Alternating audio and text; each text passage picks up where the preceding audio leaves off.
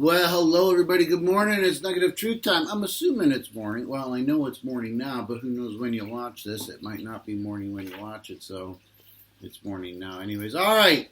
Here's kind of a verse that you might not think is that interesting or intriguing, but then you really look at it, and it is interesting and intriguing. Psalm 16:7.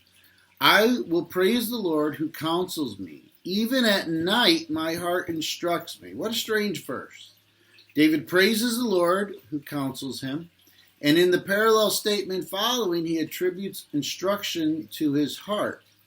That's the human heart, which Jeremiah called deceitful above all things. Jeremiah 17:9. How could David possibly trust in the dark of night? Good question.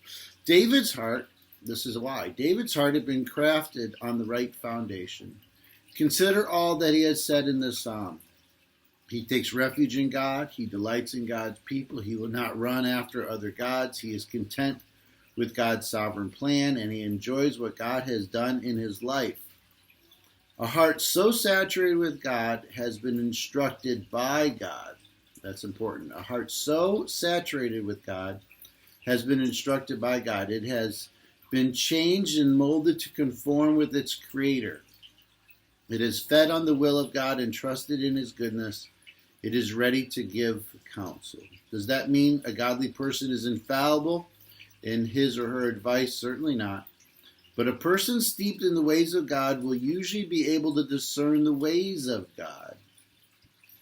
I'm going to read that again. A person steeped in the ways of God, how God works and how God is and what God is, will usually be able to discern the ways of God. A heart that desires his plan more than its own is likely to give good advice, even in the darkness of night. Spirit born of the living word is apt to counsel according to the living word. I'll read that one again too. A spirit born in the living word is apt to counsel according to the living word. He is our counselor. He will direct us. And when the dividing line between his will and our heart begins to blur, consider that the two might be falling in line with one another. All right. Yeah. Take care. I think I'll leave it at that. God bless. Bye.